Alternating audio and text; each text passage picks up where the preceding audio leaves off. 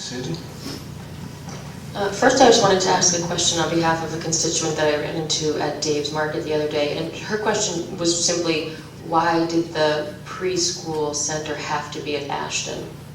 And had any other schools been explored for that? I'll start if I can finish. In terms of fire code, there are limited places we can put preschools. Fred? Thank you. Ashton is unique in the sense that they have 4 reduced size classrooms, which are not large enough to house a grade 1 through 5th grade full-size classroom. So those 4 rooms give us limited options. However, they seem to be very appropriate for a preschool classroom because we looked at the early learning standards, and those have space utilization minimum requirements.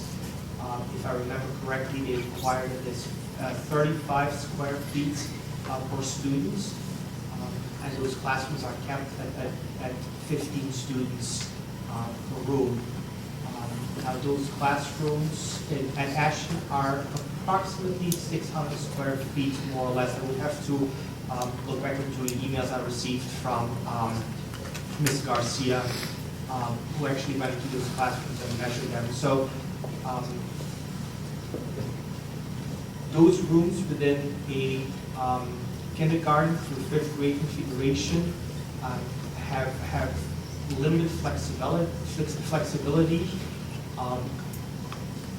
but they seem to be very well suited to house a preschool program due to the reduced number of preschool students, 15 versus 23 in kindergarten. A second question I had, if we just took the full day K out of the conversation for a moment, could you, Dr. Thornton, comment on the impact that the current distribution of students is having in the town now?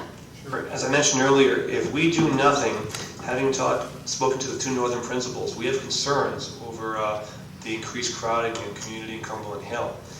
And we know we're underutilizing a southern school.